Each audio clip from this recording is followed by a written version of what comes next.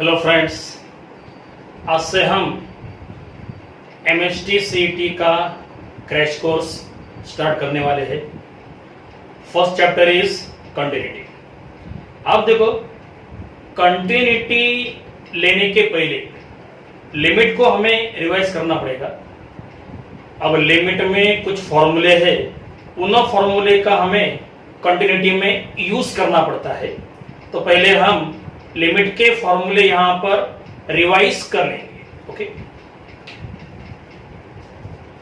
अब देखो, लिमिट में फर्स्ट फॉर्मूला है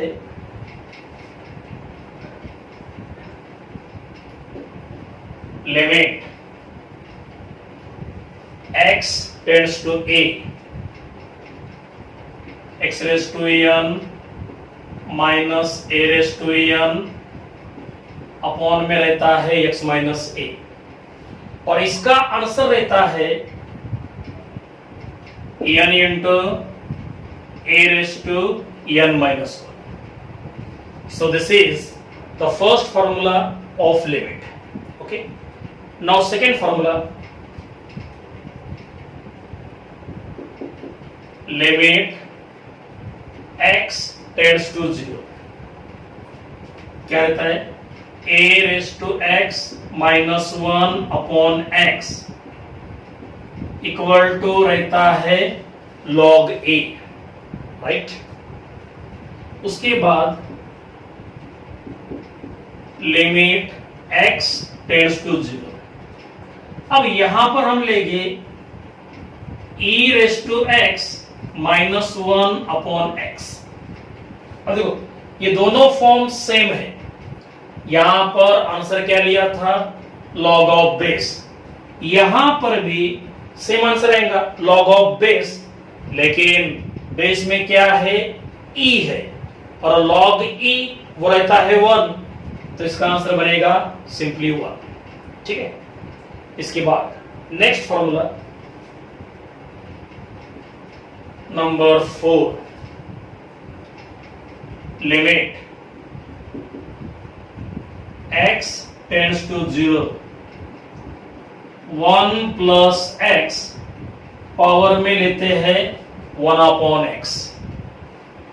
1 के बाद जो टर्म रहती है उसका रेसिप्रोकल अगर पावर में रहा तो उसका आंसर रहता है सिंपली e.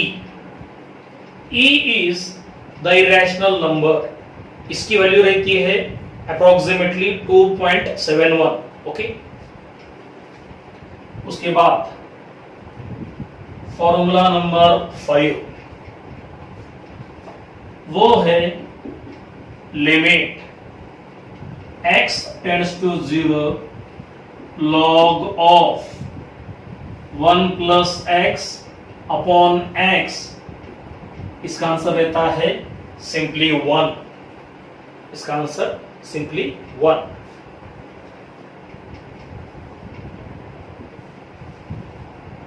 अब ये है जनरल फंक्शंस। ओके, अब हम लेंगे trigonometric functions. Formula number 6, we know that limit x tends to 0, sin x upon x वो रहता है 1। बाद में लिमिट x टेंड्स टू 0, अब इसका ले लो रेसिप्रोकल, मतलब इसको कर दो उल्टा, x अपॉन साइन x। इसका भी आंसर रहता है सिंपली 1। अब यहां पे हम साइन के जगह पर tan भी ले सकते हैं। So next formula, limit x tends to 0,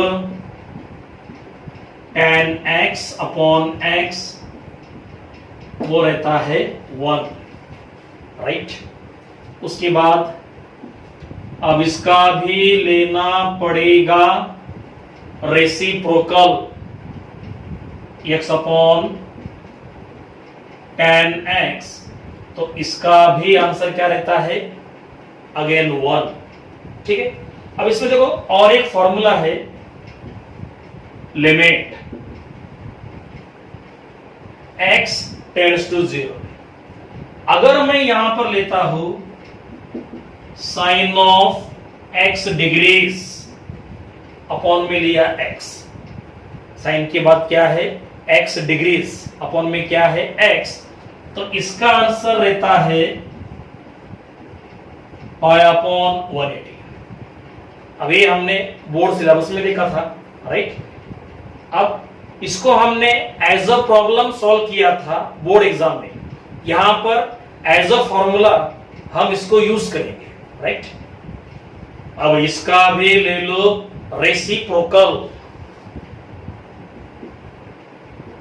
limit x tends to 0 x upon sine of x degrees, और अगर रेसिप्रोकल लेते हो तो आंसर का भी लेना पड़ेगा रेसिप्रोकल, तो इसका आंसर बनेगा 180 अपॉन पाई। तो ये है कुछ बेसिक फॉर्मूले लिमिट के। अब इसमें और कुछ फॉर्मूले हैं, वो हम बाद में देखेंगे जब उनका यूज होगा एमसीक्यूज में, तब वो फॉर्मूले मैं आपको रिवाइज कर दूंगा, ठीक है। तो पहले ये इतना कॉपी कर लो, इसके बाद है यल हॉस्पिटल रूल, पहले ये कॉपी कर लो ठीक से।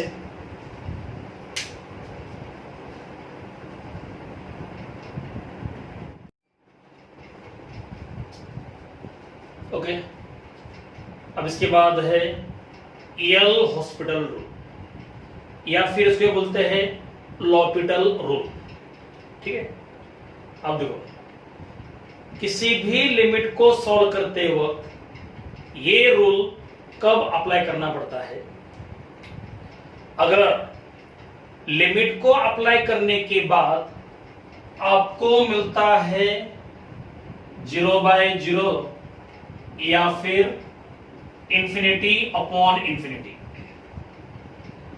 अगर इन्हों दोनों में से एक फॉर्म मिलता है तब हमें यूज करना पड़ता है यल हॉस्पिटल रूल। अब ये जो फॉर्म है इसको बोलते हैं इनडिटरमिनेट फॉर्म, इनडिटरमिनेट फॉर्म। तो अगर इन दोनों में से एक फॉर्म मिला तो हमें यूज करना पड़ता है यल हॉस्पिटल रूल। और ये रूल अप्लाई करते वक्त क्या करते हैं हम? Derivative of numerator upon derivative of denominator. Suppose ऐसा रहा, ऊपर होगा fx, नीचे होगा gx, और सपोज लिमिट लेते हैं हम x टेंड्स टू a, और अगर ये लिमिट अप्लाई करने के बाद इन्हों दोनों में से एक फॉर्म मिलेगा 0/0 या फिर इंफिनिटी बाय इंफिनिटी, तो क्या करना पड़ेगा? यल हॉस्पिटल रूल यूज करना पड़ेगा। और उसके लिए क्या करते हैं हम? Derivative of numerator upon derivative of denominator separate. Don't apply quotient rule, quotient rule apply नहीं करना है, सेपरेट। ऊपर का डेरिवेटिव ऊपर, नीचे का डेरिवेटिव नीचे।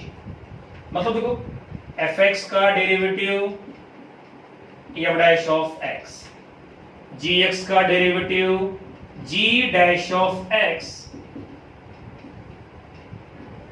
अब इसके ऊपर लिमिट को अप्लाई करके देखो, ये फॉर्म चला जाएगा। लेकिन अगर यहां पर भी ये फॉर्म मिलता है तो फिर से क्या करना पड़ेगा? डिफरेंशिएट करना पड़ेगा।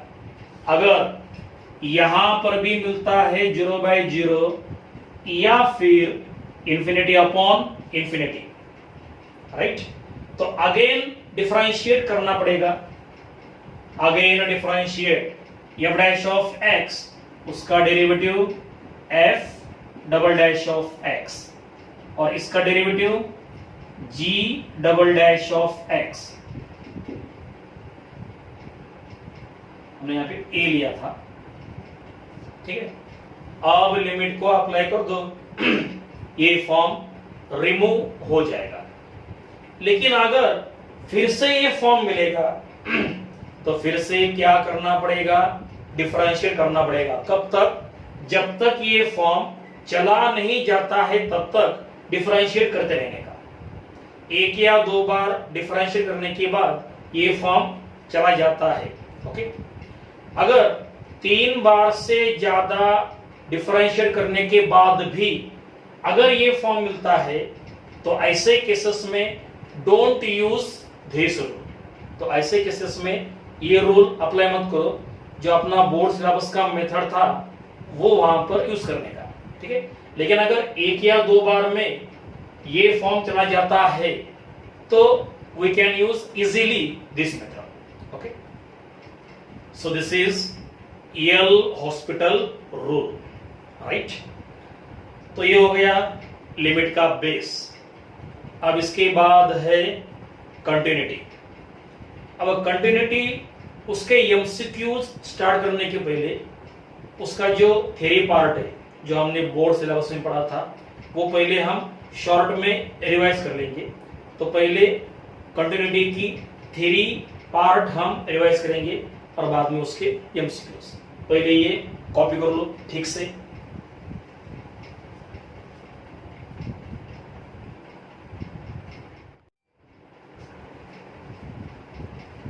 Okay, now we start continuity. इसका पहले थ्योरी पार्ट उसको हम रिवाइज करेंगे। सबसे पहले डेफिनेशन ऑफ कंटिन्यूअस फंक्शन। कोई भी फंक्शन कंटिन्यूअस कब होता है?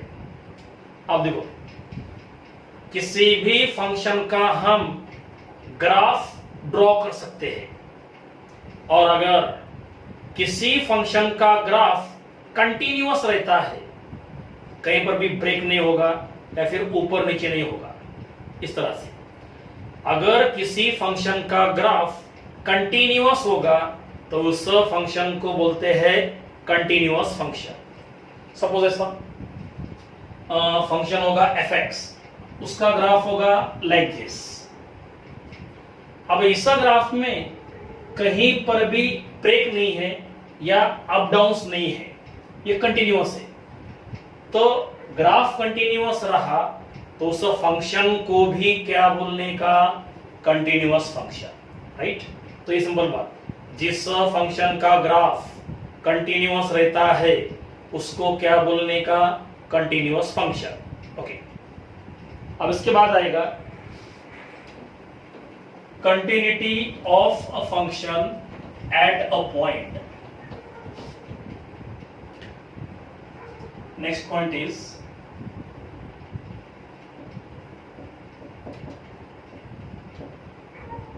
continuity of a function at a point। इसका मतलब गिवन फंक्शन गिवन पॉइंट के जगह पर कंटिन्यूअस कब बनता है वो हम यहां पे देखते हैं, ठीक है। उसके लिए फंक्शन लेंगे हम f of x और पॉइंट लेंगे हम x equal to a। Point लिया x इक्वल टू a मतलब क्या? ऐसा पॉइंट कि जिसका x कोऑर्डिनेट a होगा और y कोऑर्डिनेट कुछ भी होगा। तो x कोऑर्डिनेट a लिया तो हमने पॉइंट को क्या लिख दिया?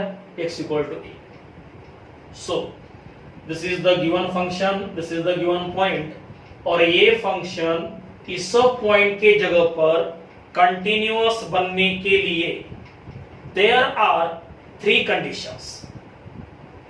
ये फंक्शन इस पॉइंट के जगह पर कंटिन्यूअस बनने के लिए 3 कंडीशन होते हैं। अगर वो 3 कंडीशन सेटिस्फाई होते हैं तो फंक्शन बनता है continuous at the given point. अब वो 3 कंडीशन कौन से? वो देखो, फर्स्ट कंडीशन क्या करने का? गिवन पॉइंट को गिवन फंक्शन में पुटअप कर दो। अब इस पॉइंट को इसके अंदर पुटअप किया तो x बनेगा a, तो f ऑफ x उसका बनेगा f ऑफ a, x बन गया a। अब ये होना चाहिए एग्जिस्ट, मस्ट बी एग्जिस्ट। इसका मतलब इसकी वैल्यू इंफिनिटी नहीं आनी चाहिए, रियल नंबर मिलना चाहिए, मतलब इट मस्ट बी एग्जिस्ट, ये उसका मतलब, राइट। तो ये फर्स्ट कंडीशन। गिवन पॉइंट को गिवन फंक्शन में रख देने के बाद वो कैसा होना चाहिए, एग्जिस्ट होना चाहिए, राइट। नाउ सेकेंड कंडीशन, अब एक काम करने का, गिवन पॉइंट का बनाने का लिमिट, क्या करने का, गिवन पॉइंट का बनाने का लिमिट। अब ऐसा पॉइंट का लिमिट वो बनेगा लिमिट एक्सटेंड्स टू a, ठीक है, इसका बना दिया लिमिट। अब इस लिमिट को अप्लाई करने का फंक्शन के ऊपर, इसको अप्लाई करने का फंक्शन के ऊपर, और ये भी होना चाहिए एग्जिस्ट, मतलब इसकी भी वैल्यू इंफिनिटी नहीं आनी चाहिए, ठीक है। तो ये second condition. Now third condition, क्या करने का, ये दोनों एग्जिस्ट होने के बाद वो दोनों इक्वल मिलने चाहिए, ये दोनों इक्वल मिलने चाहिए, मतलब f of a equal to मिलना चाहिए limit x tends to a f of x। और अगर इन दोनों के वैल्यूज इक्वल मिलते हैं तो गिवन फंक्शन गिवन पॉइंट की जगह पर कंटिन्यूअस बनता है, और अगर ये दोनों इक्वल नहीं मिलेंगे तो function becomes discontinuous at the given point. So ये है procedure, given function given point की जगह पर कंटिन्यूअस है या नहीं वो देखने के लिए। और ये जो प्रोसीजर है, this procedure is known as continuity.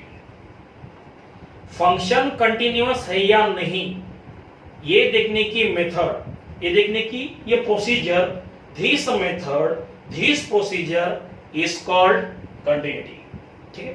तो ये हो गई डेफिनेशन ऑफ कंटिन्यूटी, और these are the conditions for which given function becomes continuous at the given point, okay। अब इसके बारे में एक एग्जांपल देखेंगे हम।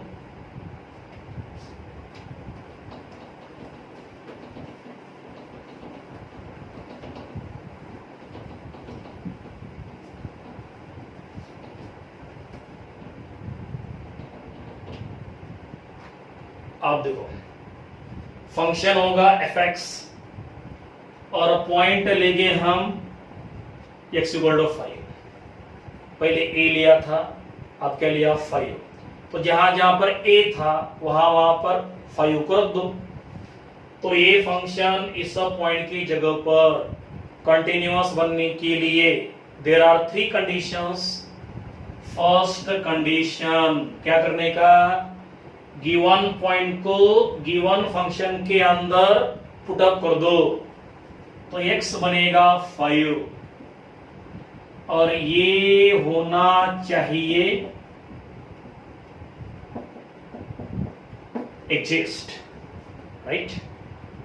उसके बाद सेकेंड कंडीशन में क्या करते हैं हम, गिवन पॉइंट का बनाते हैं लिमिट। अब इस पॉइंट का limit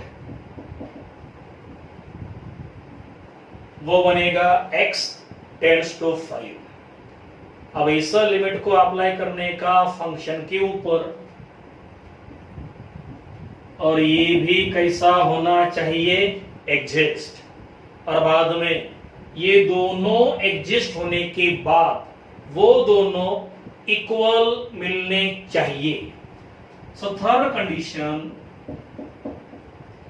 F of 5 equal to मिलना चाहिए limit x tends to 5 F of x। ठीक है, अगर ये दोनों इक्वल मिलेंगे तो फंक्शन बनता है कंटिन्यूअस, और अगर ये दोनों इक्वल नहीं मिले तो फंक्शन बनेगा डिसकंटिन्यूअस। इसमें और एक बात है, एफ ऑफ 5 को निकालने के लिए कंडीशन रहती है x इक्वल टू 5। तो जहां पर x इक्वल टू 5 रहेगा वहां पे क्या मिलेगा, एफ ऑफ 5। और इस लिमिट को निकालने के लिए कंडीशन रहेगी x is not equal to 5। तो जहां पर ये कंडीशन होगी वहां पर इस लिमिट की वैल्यू मिलेगी, और अगर वो दो वैल्यूज इक्वल मिले तो फंक्शन बनेगा कंटिन्यूअस, अदरवाइज फंक्शन बनेगा डिसकंटिन्यूअस। ओके, तो ये हो गया एग्जांपल फॉर कंटिन्यूटी। ठीक है, अब इसके बाद है left hand limit and right hand limit. पहले ये अच्छे से कॉपी कर लो, ये कॉन्सेप्ट और इसके पहले कॉन्सेप्ट। ओके, ये दोनों कॉन्सेप्ट अच्छे से कॉपी कर लो। इसके बाद आएगा left hand limit and right hand limit. Okay, पहले ये कॉपी कर लो।